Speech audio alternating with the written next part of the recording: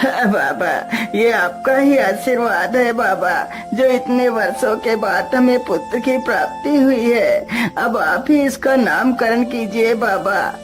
हाँ हाँ बेटा, क्यों नहीं, आप अपने पुत्र को मुझे दीजिए। साधु जैसे ही उस बच्चे को अपनी गोद में लेता है तो देखता है उसके दाहिने हाथ पर एक नीले रंग का चिन्ह बना हुआ है जो राजयोग को दर्शाता है। साधु उस बच्चे के ऊपर उस चिन्ह को देखकर हैरान रह जाता है। क्या बात है बाबा, आप इतना परेशान क्यों लग रहे हैं? बेटा, मैं परेशान नहीं हूँ, मैं तो बहुत खुश हूँ। तुम्हारा यह बेटा बहुत ही तकदीरी है। तुम्हारे बेटे के किस्मत में राजयोग लिखा है। हाँ बाबा, मैं कुछ समझा नहीं, आप क्या कहना चाह रहे हैं बाबा? बेटा, तुम्हारा यह पुत्र राजा बनेगा। ये 14 वर्ष की आयु में ही इस राज्य की राजकुमारी से विवाह कर राजा बन जाएगा। साधु की यह बात सुनकर हरिया बहुत खुश हो जाता है। इसी प्रकार कुछ दिन गुजर जाते हैं।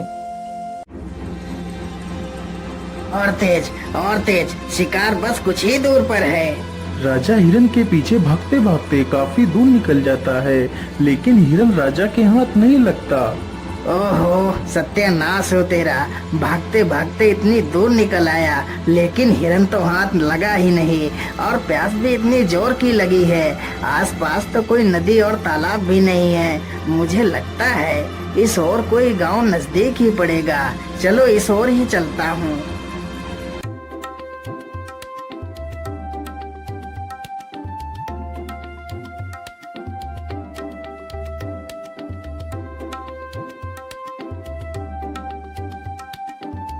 राजा चलते चलते उसी गांव में पहुंच जाता है जहां वह बच्चा पैदा हुआ था जिसका विवाह राजकुमारी से होना था।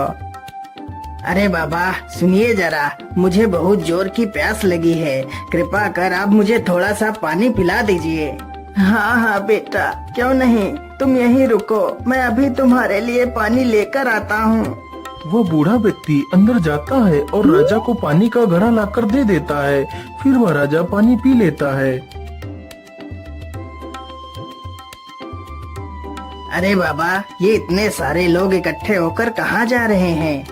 अरे बेटा, ये सारे लोग हरिया के घर जा रहे हैं। उसके घर एक बहुत ही तकदीरी पुत्र पैदा हुआ है। उसकी भविष्यवाणी साधु बाबा ने की है। लेकिन बाबा, उस साधु ने ऐसी क्या भविष्यवाणी की है जो ये सारे लोग उसके पुत्र को देखने के लिए जा रहे हैं?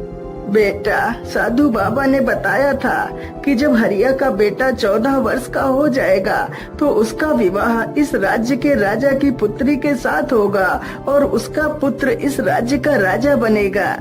उस बूढ़े व्यक्ति की यह बात सुनकर राजा को बहुत गुस्सा आया कि आखिर एक किसान का बेटा उसकी पुत्री से विवाह कैसे कर सकता है। अरे नहीं नहीं, मैं ऐसा किसी भी हालत में नहीं होने दे सकता। मुझे कुछ ना कुछ तो करना ही होगा।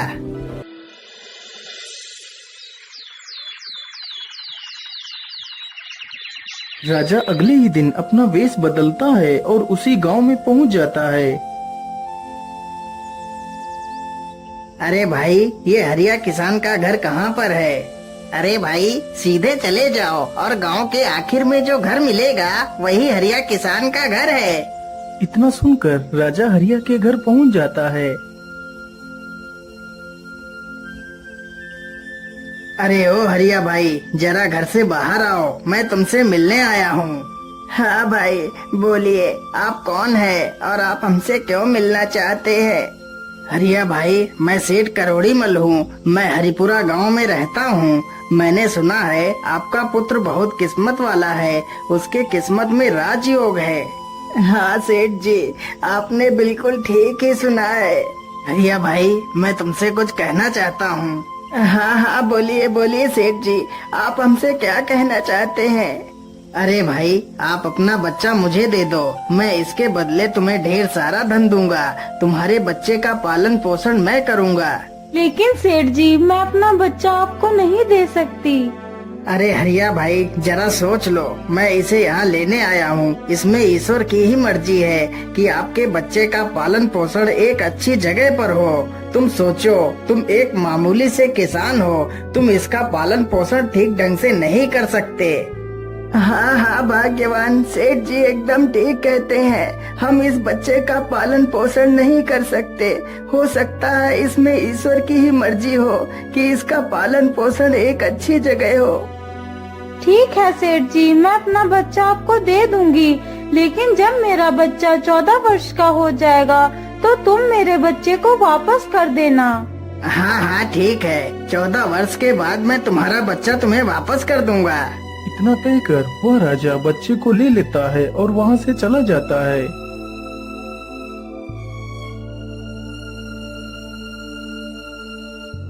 क्या करूं? इस मासूम को मारने के लिए तो मेरे हाथ उठ ही नहीं रहे हैं।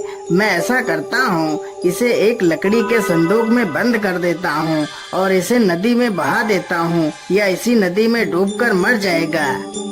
इतना सोचकर राजा उसे एक लकड़ी के संदूक में बंद कर देता है और उसे नदी में बहा देता है।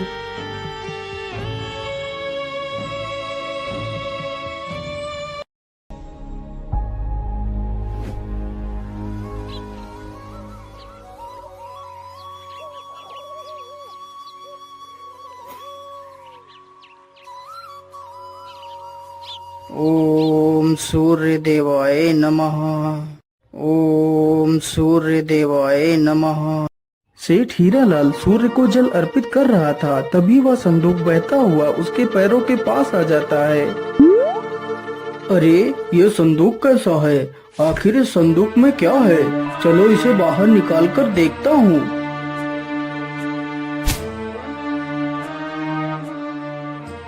अरे ये क्या? इसमें तो एक बच्चा है, लेकिन यह बच्चा तो कितना सुंदर है। हे प्रभु, लगता है आपने मेरी सुन ली। मेरी पत्नी कब से पुत्र की कामना कर रही थी और आज आपने उसे भी पूरा कर दिया। सेठ जल्दी से उस बच्चे को उठाकर अपने घर ले जाता है और अपनी पत्नी को सारी कहानी सुनाता है। हे प्रभु, आपका बहुत बहुत धन्यवाद जो आपने मेरी इस इच्छा को भी पूरा कर दिया। इसी प्रकार धीरे धीरे 14 वर्ष गुजर जाते हैं। सेठ ने उस लड़के का नाम सूरज रखा। सूरज अब पूरे 14 वर्ष का हो चुका था। वाह सूरज वाह, तुम तो कितने बुद्धिमान हो। सूरज की प्रशंसा गुरुजी कर रहे थे, तभी वहाँ से वही राजा गुजरता है जो किसी दूसरे राज्य में किसी जरूरी कार्य के लिए जा रहा था। अरे इतना सुंदर युवक मैंने आज तक नहीं देखा। आखिर यह किसका पुत्र है? वाह वाह, तुम तो वाकई में कितने बुद्धिमान हो। लेकिन तुम किसके पुत्र हो बेटा? मैं सेठ हीरालाल का पुत्र हूँ। अच्छा, ठीक है बेटा, जाओ जाओ, तुम अपना काम करो। इतना पूछकर राजा सेठ हरिदयाल के घर जाता है।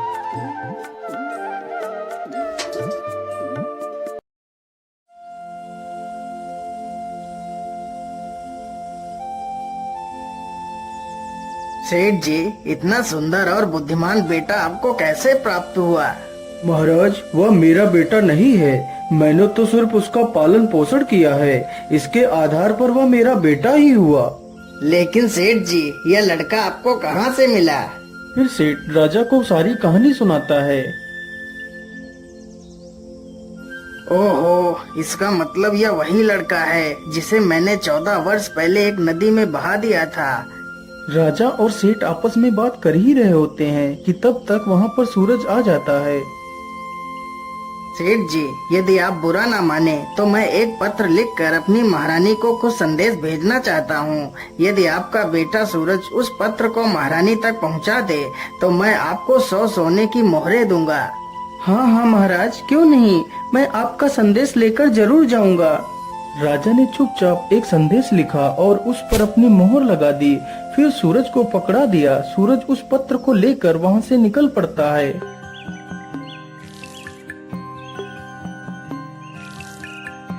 सूरज चलते चलते एक घने जंगल से गुजरता है तो वह अपना रास्ता भटक जाता है। अरे ये क्या, मैं चलते चलते इतना थक गया हूँ, लेकिन यह जंगल तो खत्म होने का नाम ही नहीं ले रहा है। कहीं मैं रास्ता तो नहीं भटक गया? अब तो जल्दी ही शाम भी होने वाली है। क्या करूं, किधर जाऊं?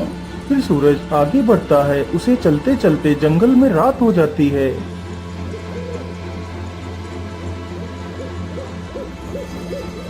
अरे उधर क्या है? मुझे लगता है या तो कोई झोपड़ी है। चलो मैं आज रात इसी झोपड़ी में बिता लेता हूँ। इतना सोचकर सूरज अपने घोड़े से नीचे उतरता है और झोपड़ी के अंदर चला जाता है।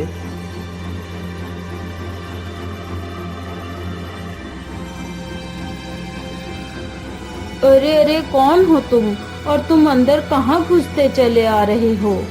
माता जी, मुझे माफ करिएगा जो मैं आपकी बिना इजाजत के अंदर चला आया।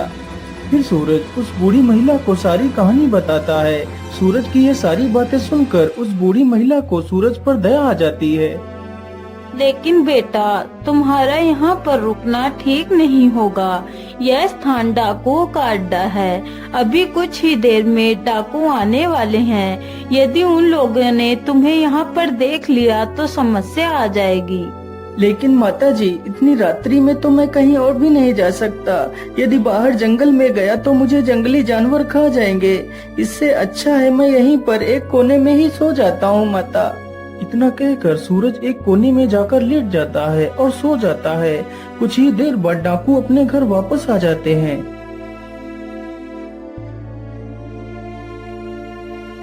अरे यह कौन है जो इतना निडर होकर हमारे घर में सो रहा है? सरदार, यह सूरज है। बड़ा ही नेक दिल बच्चा है। फिर वह बूढ़ी महिला सारी कहानी उन डाकुओं को सुनाती है। उस डाकू ने जब यह बात सुनी तो उसे राजा की करतूतों पर संदेह हुआ। आखिर ऐसा क्या लिखा है इस संदेश में राजा ने? मुझे इस संदेश को खोलकर देखना ही होगा। वह डाकू जल्दी से उस संदेश को खोलकर देखता है। ये लड़का जैसे ही यह पत्र लेकर तुम्हारे पास पहुँचे तो इसे मरवा कर वहीं दूर कहीं दफना देना। ये कार्य मेरे आने से पहले हो जाना चाहिए। अरे राम राम राम, यह राजा तो कितना दुष्ट है। जिसके द्वारा चिट्ठी भिजवा रहा है उसी को मरवाने का आदेश भी दे रहा है। अरे नहीं नहीं, मुझे तो कुछ करना ही होगा। मुझे इस मासूम को बचाना ही होगा। इतना कहकर वह डाकू एक दूसरी चिट्ठी लिखकर उसकी चिट्ठी से बदल देता है। सुबह होने से पहले वह सारे डाकू वहां से चले जाते हैं।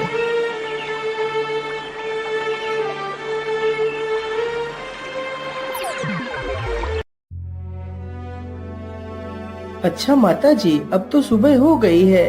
अब मैं चलता हूँ। यहाँ पर आश्रय देने के लिए आपका बहुत बहुत धन्यवाद। इतना कहकर सूरज वहाँ से निकल पड़ता है। सूरज कुछ ही देर में राजमहल में पहुँच जाता है और चिट्ठी महारानी को दे देता है। महारानी तुरंत ही उस चिट्ठी को पढ़ती है। यह लड़का बहुत ही ईमानदार और नेक दिल है। यह हमारी राजकुमारी के लायक है। इसलिए मैं चाहता हूँ हमारी राजकुमारी का विवाह इसी के साथ हो। इसलिए तुम हमारी पुत्री का विवाह इसी के साथ कर दो। यह विवाह मेरे वापस आने से पहले हो जाना चाहिए। आखिर महाराज ऐसे कैसे किसी के साथ हमारी राजकुमारी का विवाह कर सकती हैं? लेकिन इस चिट्ठी पर तो महाराज की मोहर भी लगी है। इसका मतलब यह युवक सत्य कह रहा है। इतना सोचकर महारानी ने अपनी पुत्री का विवाह सूरज के साथ कर दिया। कुछ दिनों बाद जब राजा वापस लौट कर आया तो उसे पता चला कि उसकी पुत्री का विवाह उसी युवक के साथ हो गया है। यह सुनकर राजा गुस्से से आग बबूला हो गया। नहीं नहीं महारानी जी, ये तुमने क्या कर दिया? तुम जल्दी से जाओ और मुझे वह पत्र दिखाओ जो मैंने तुम्हें भेजा था। महारानी जल्दी से राजा को वह पत्र दिखाती है तो राजा पत्र में कुछ और ही लिखा पाता है। अरे सैनिकों, जल्दी से जाओ और सूरज को हमारे सामने पेश करो। सैनिक तुरंत जाते हैं और सूरज को लेकर आ जाते हैं। अरे युवक, तुमने छल करके मेरी पुत्री से विवाह तो कर लिया, लेकिन मैं तुम्हें अपना दामाद स्वीकार नहीं करता। लेकिन महाराज, मैंने तो आपके साथ कोई छल नहीं किया है। अरे मूर्ख, तू मेरे साथ भी छल करना चाहता है, लेकिन मैं तुझे अपना दामाद स्वीकार नहीं करता। हाँ, मैं तुझे एक शर्त पर ही अपना दामाद स्वीकार कर सकता हूँ। बोलिए महाराज, आपकी क्या शर्त है? अरे युवक, यदि तुम मुझे शैतान के 2 सोने के बाल लाकर दे दो तो मैं तुम्हें अपना दामाद स्वीकार कर तुम्हें अपना सारा राज्य सौंप दूंगा। यदि बाल लेकर नहीं आए तो मैं तुम्हें फांसी पर चढ़ा दूंगा। ठीक है महाराज, मैं अपनी पूरी कोशिश करूंगा। इतना कहकर सूरज एक घोड़े पर सवार होकर वहां से निकल पड़ता है।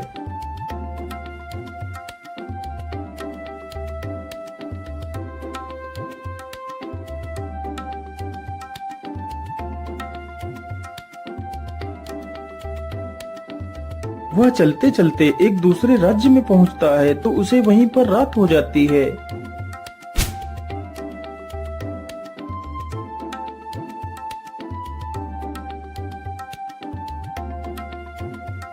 अरे सैनिक भाई, मैं एक परदेशी हूँ और आज रात मैं आपके यहाँ रुकना चाहता हूँ।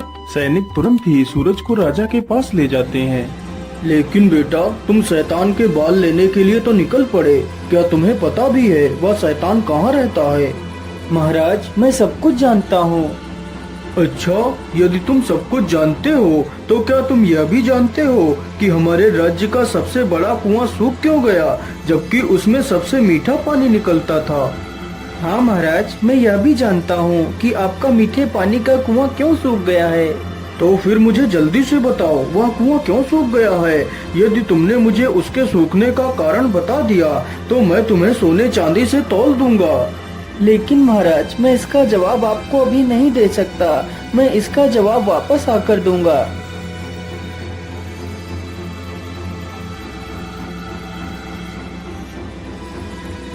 अगली सुबह सूरज वहाँ से आगे के लिए निकल पड़ता है।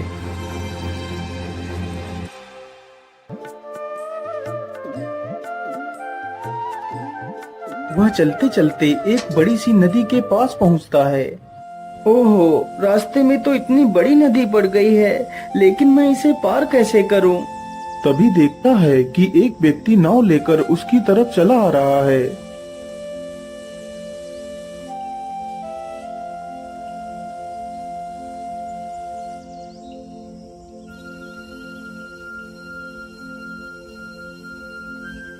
अरे भाई, कृपा कर आप मुझे नदी के उस पार छोड़ दीजिए।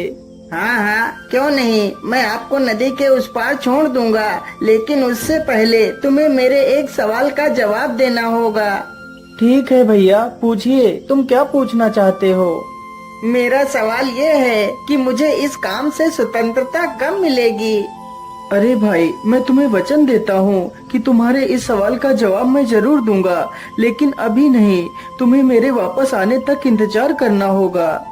इतना सुनकर वह नाविक सूरज को नाव पर बिठा लेता है और उसे नदी पार करा देता है। वह जल्दी से नाव से नीचे उतरता है और वहाँ से चला जाता है।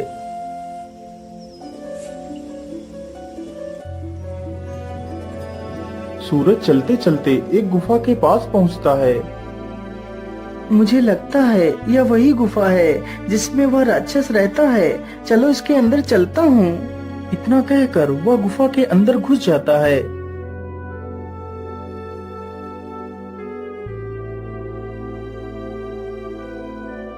अरे, कौन हो तुम और तुम इस गुफा में क्या लेने आए हो? माता जी, मेरा नाम सूरज है। मैं बहुत परेशानी में हूँ, मेरी सहायता कीजिए माता। फिर वह अपनी सारी कहानी उस राक्षसनी से बताता है। वह राक्षसनी उस शैतान की माँ थी जिसके 2 सोने के बाल सूरज लेने के लिए उस गुफा में गया था। माता जी, यदि मैं 2 सोने के बाल लेकर नहीं गया तो राजा मुझे सूली पर चढ़ा देगा। उसकी ये सारी बातें सुनकर उस राक्षसी को उस पर दया आ जाती है। ठीक है बेटा, मैं तुम्हें उस शैतान के 2 बाल दे दूंगी। माता जी, यदि आप बुरा न माने तो मैं आपसे 2 सवालों के जवाब जानना चाहता हूँ। ठीक है बेटा, पूछो, तुम मुझसे क्या पूछना चाहते हो? फिर सूरज वही दोनों सवाल पूछता है कि वह कुआं क्यों सूखा और उस नाविक को स्वतंत्रता कब मिलेगी। बेटा, इन सवालों के जवाब तो मैं भी नहीं दे सकती। इनके जवाब तुम्हें मेरा बेटा ही दे सकता है। तुम ऐसा करो, मैं तुम्हें एक चींटी बना देती हूँ और तुम यहीं कहीं पर छिप जाना।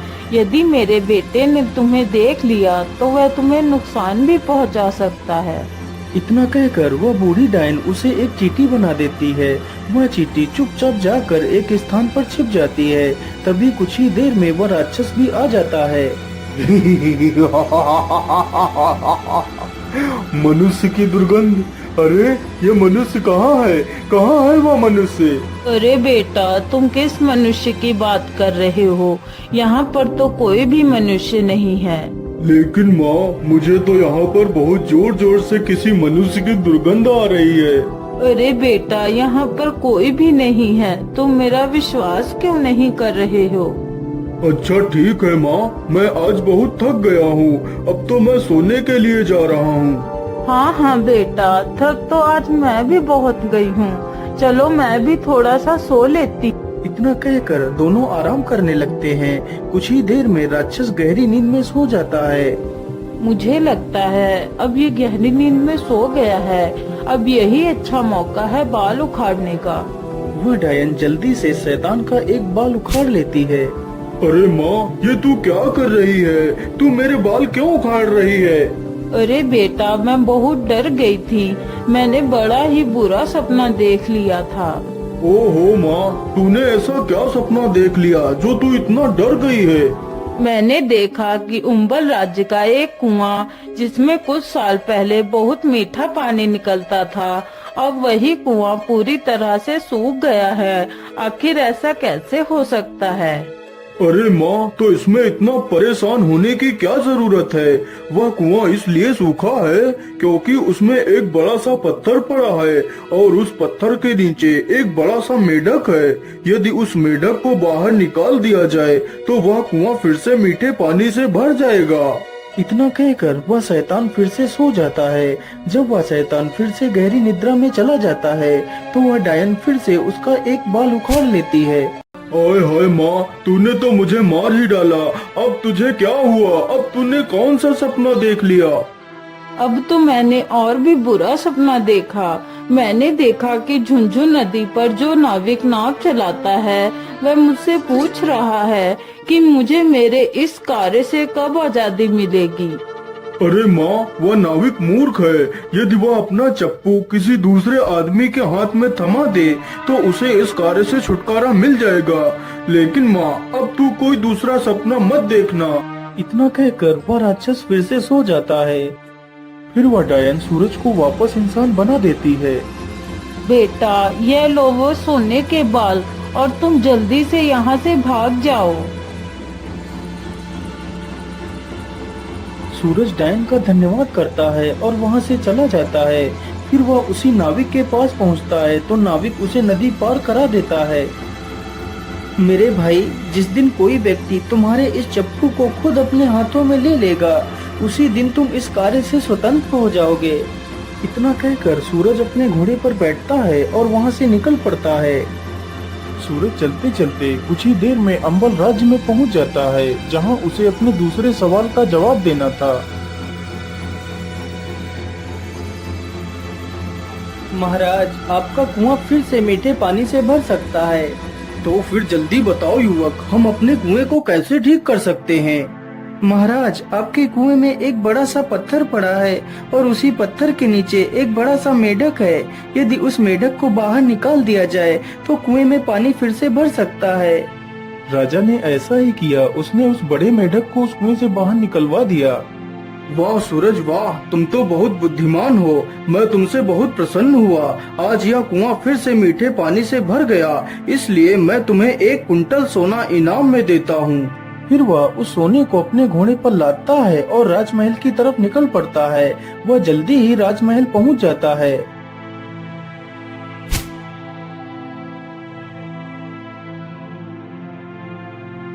ये लीजिए महाराज, मैं आपके लिए शैतान के बाल लेकर आ गया हूँ। अच्छा अच्छा ठीक है, लेकिन तुम इन दोनों थैलों में क्या लेकर आए हो? महाराज, इसके अंदर सोना है। सूरज जल्दी से उन दोनों थैलों को राजा के सामने ही खोल देता है। इतना सारा सोना देखकर राजा हैरान हो जाता है। अरे इतना सारा सोना, लेकिन इतना सारा सोना तुम्हें कहाँ से मिला है? महाराज, मुझे यह सारा सोना झुंझुन नदी के उस पार पहाड़ियों से मिला है। वहाँ पर बहुत सारा सोना पड़ा है। मैं जितना भी सोना वहाँ से ला सकता था उतना ही लेकर आया हूँ। अच्छा, तो क्या मैं भी वहाँ से सोना ला सकता हूँ? हाँ हाँ महाराज, क्यों नहीं। जब आप झुंझुन नदी के पास पहुंच जाना तो तुम्हें एक नाविक मिलेगा। तुम उस नाविक का चप्पू खुद लेकर नाव चलाना और नदी के उस पार निकल जाना, तभी वह सोना तुम्हें दिखाई देगा। यदि तुमने नाव स्वयं नहीं चलाई तो वह सोना तुम्हें कभी नहीं मिलेगा। इतना सुनते ही राजा के मन में लालच आ जाता है और वह तुरंत ही झुंझुन नदी पर पहुंच जाता है। अरे ओ नाविक, जल्दी से इधर आ, मुझे नदी के उस पार जाना है। इतना सुनते ही नाविक जल्दी से नाव को नदी के किनारे पर लाता है। राजा तुरंत ही उसका चप्पू खुद उठाकर नाव चलाने लगता है। तभी वह नाविक उस नाव पर से गायब हो जाता है और राजा उसी नाव का नाविक बनकर रह जाता है। उधर सूरज ही उस राज्य का राजा बन जाता है। अरे हरिया भाई, अपना बेटा मिल गया। हमारे राज्य का राजा 14 वर्ष का लड़का बना है और उसका विवाह राजकुमारी से हुआ है। इसका मतलब वही तुम्हारा पुत्र है। इतना सुनते ही हरिया और उसकी पत्नी राजमहल पहुंच जाते हैं और अपनी सारी कहानी सूरज से बता देते हैं। हाँ हाँ सूरज बेटा, यही तुम्हारे असली माता पिता हैं। तू मुझे नदी में एक लकड़ी के संदूक में मिला था।